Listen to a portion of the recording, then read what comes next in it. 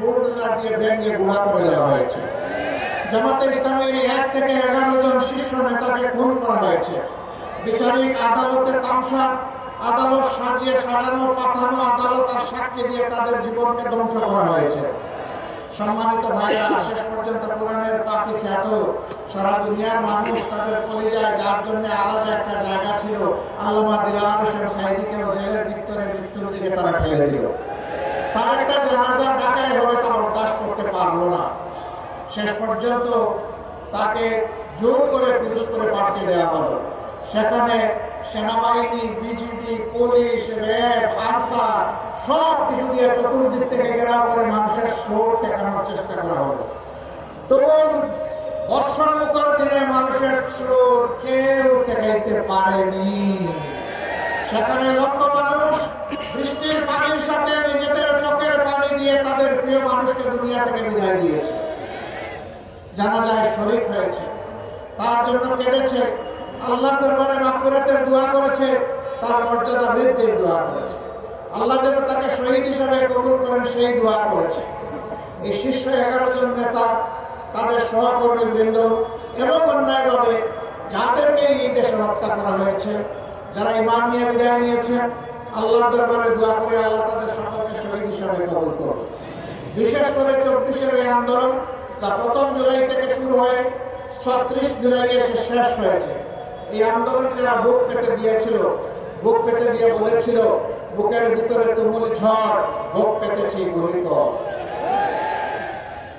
বুক পেতে দাঁড়িয়েছিল খোলা অস্ত্রের মুখে, গুলির মুখে, সংকোচ করেনি জীবন দিতে।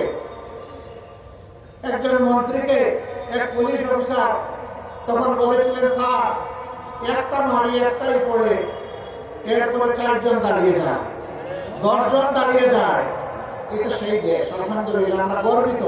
আল্লাহ তাআলা আমাদের বুকে, কুলে, উদরে, মায়েদের পেটে এই ধরনের বীরের জন্ম দিয়েছেন বাংলাদেশে। আলহামদুলিল্লাহ, আমরা আমাদের এই বীর সন্তানদের জন্য গর্বিত। আমাদের অন্তরে তাদের ভালোবাসার একটা বিছানা তৈরি হয়ে গিয়েছে। আমরা তাদেরকে শ্রদ্ধা করি। জাতিকে জালিমের অক্টোপাস থেকে মুক্ত করার জন্য তারা যে উদ্যোগ জীবন বাজি রেখে নিয়েছিল, তার জন্য আমরা তাদের কাছে কৃতজ্ঞ। আমরা দোয়া করি আমাদের এই সন্তানদের মতো আরো সন্তানরা যেন ভবিষ্যতে এই দেশের জন্য দাঁড়িয়ে যায়। প্রিয় দেশবাসী, এই দেশটা বিভিন্ন ধর্ম বর্ণের মানুষের। যুগ যুগ ধরে আমরা এখানে শান্তিপূর্ণভাবে সহাবস্থান করে আসছি।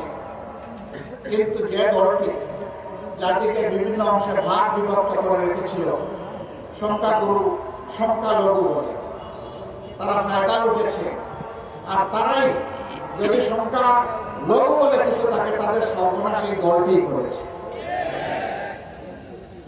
তাকে জায়গা জমি দখল করা অবৈধভাবে, ইজ্জতের উপরে হাত দেওয়া, সম্পদ লুণ্ঠন করা এবং কাউকে কাউকে তাদের ঘর বাড়ি থেকে তাড়িয়ে দেওয়া, হায়নার মতো এই কাজগুলো তারাই করেছে।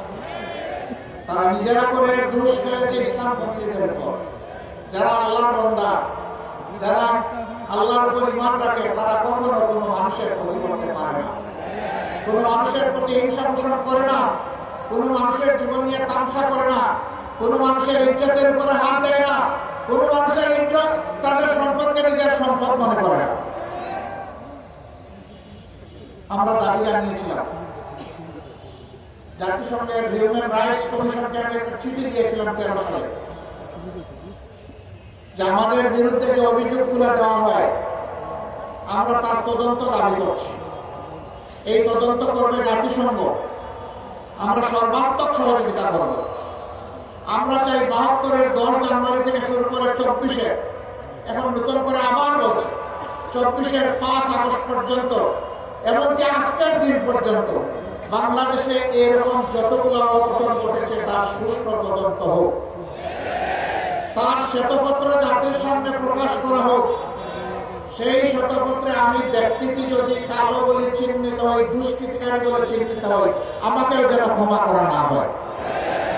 আমরা দেখতে চাই এরা কারা, কারা এই জাতির সর্বনাশ করে, সংখ্যাগুরু এবং সংখ্যালঘু মারামারি লাগিয়ে দিয়ে। সম্মানিত ভাইরা, এবারকার এই পরিবর্তন বিপ্লব গণ অভ্যুত্থানের পরে 4 দিন বাংলাদেশে পুলিশ ফাংশন করে নাই, বিজিবি ঘর থেকে বের হয় নাই, আর্মিরা শুধুমাত্র গাড়ির উপরে তারা মহড়া দিয়েছে। কিন্তু আল্লাহ শুকরিয়া, বাংলাদেশে এই 4 দিন বড় কোনো অঘটন ঘটে না। কারণ এই দেশের মানুষ দেশকে ভালোবাসে, মানুষকে ভালোবাসে। এই জন্য এই দেশের প্রত্যেকটা মানুষ ছিল এই 4 দিন সরকার। তারা সরকারের দায়িত্ব সবাই পালন করেছে যার যার জায়গা থেকে। জামাত ইসলামী